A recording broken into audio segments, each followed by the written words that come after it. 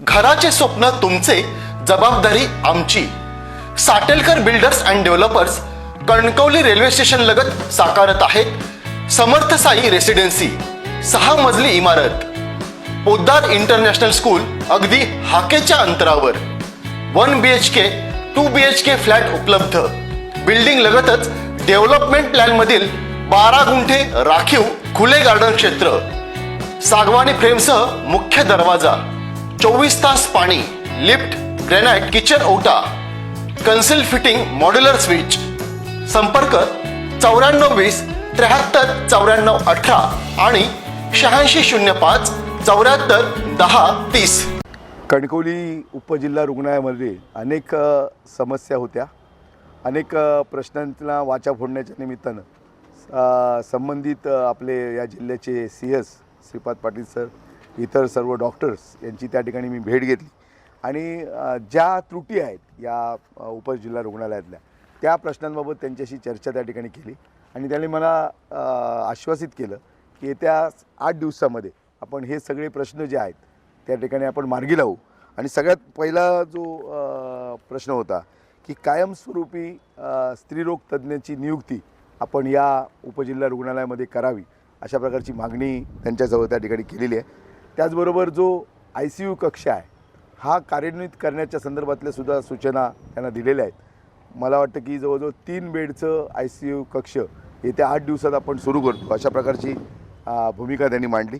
त्याच्यानंतर बालरोग तज्ज्ञ आणि भूलतज्ज्ञांची नियुक्ती या उपजिल्हा रुग्णालयामध्ये व्हावी, अशा प्रकारची सुद्धा मागणी त्या ठिकाणी करण्यात आली आहे।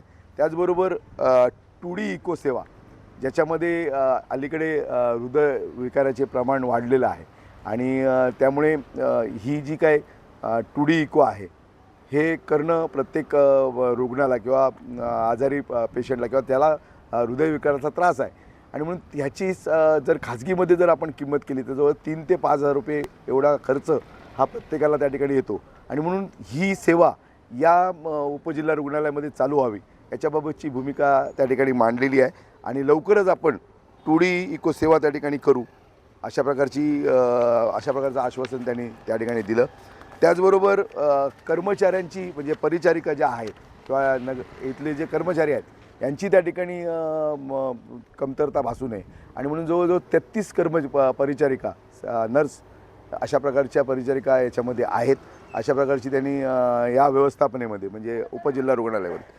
त्याचबरोबर जी ड्रेनेज असेल, रस्ते असतील, स्वच्छतागृह असेल, याबाबतची सुद्धा भूमिका त्या ठिकाणी मांडली आणि लवकरात लवकर त्याच्यावर सुद्धा आपण निर्णय करतो, अशा पद्धतीचं त्या ठिकाणी सांगितलेलं आहे। आणि त्याचबरोबर जी 108 रुग्णवाहिका आहे या रुग्णवाहिकेला गेली 4 महिने फक्त रुग्णवाहिका त्या ठिकाणी दिली जाते, पण त्याच्यामध्ये जो डॉक्टर द्यायचा असतो तो डॉक्टर दिला जात नाही आणि म्हणून ते त्यांच्या आम्ही निदर्शनास आणून दिलं आणि ती जी सेवा आहे ती सेवा नुसती 108 ॲम्ब्युलन्स नाही तर त्याच्याबरोबर डॉक्टर दिला जातो, तशा प्रकारचे पैसे त्या एजन्सीकडनं त्या ठिकाणी घेतले जातात आणि म्हणून 4 महिने त्या ठिकाणी आज डॉक्टर नाही आणि तशा स्थितीमध्ये 108 दिली जाते, ते काय आम्ही मान्य केलेलं नाही। पर्यायी व्यवस्था आपण एकतर एजन्सीला डॉक्टर पुरवण्याच्या संदर्भामध्ये आपण आदेश करा, नसेल तर आपण आपल्या रुग्णालयातनं, जिल्हा रुग्णालय असेल, उपजिल्हा रुग्णालय असेल, त्याच्यातनं त्या ठिकाणी तो डॉक्टर आणि 108 ही त्या ठिकाणी रुग्णाला द्या, ही मागणी केलेली आहे, ती त्यांनी मान्य केलेली आहे। त्याचप्रमाणे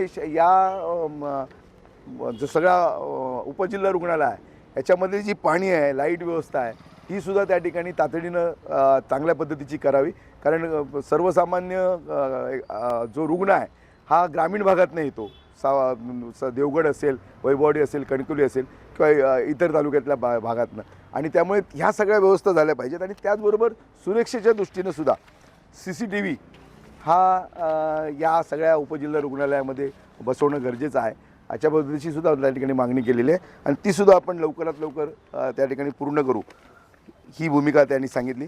त्याचबरोबर डॉक्टर विशाल रेड्डी हे या ठिकाणी पूर्वी कार्यरत होते आणि त्यांनी आपल्या कामातनं, आपल्या वैद्यकीय सेवेतनं खरं तर या उपजिल्हा रुग्णालयाला एक चांगली सेवा सर्वसामान्य माणसाला देण्याचा प्रयत्न केलेला होता आणि त्या ठिकाणी चांगली सेवा देत होते आणि असं असताना त्याच डॉक्टर्सची त्या ठिकाणी बदली झालेली आहे आणि म्हणून आम्ही पुरा उपजिल्हा रुग्णालयाशिवाय CS स्तरावर मागणी केली की पुन्हा त्या डॉक्टर विशाल रेड्डींना या ठिकाणी आणावं आणि त्यांच्यावर ही उपजिल्हा रुग्णालयाची जबाबदारी द्यावी. त्यांच्या पत्नीसुद्धा या खाजगी भूलतज्ञ डॉक्टर आहेत आणि त्यामुळे तीसुद्धा गरज या निमित्तानं पूर्ण होऊ शकेल. आणि त्याचबरोबर ब्लड बँकचीसुद्धा मागणी या उपजिल्हा रुग्णालयामध्ये केलेली आहे. कारण खरं तर नुसतं ब्लड जे आहे ते या ठिकाणी मिळतं, पण प्लाझ्मा किंवा इतर जे पद्धतीचं जे रक्त हवं असतं पेशंटना किंवा रुग्णांना ते या ठिकाणी मिळत नाही. त्यामुळे लवकरात लवकर ब्लड बँक ही या ठिकाणी व्हावी. अशा प्रकारच्या अनेक मागण्यांचं निवेदन हे CS सरांशी त्याबाबत चर्चा झाली.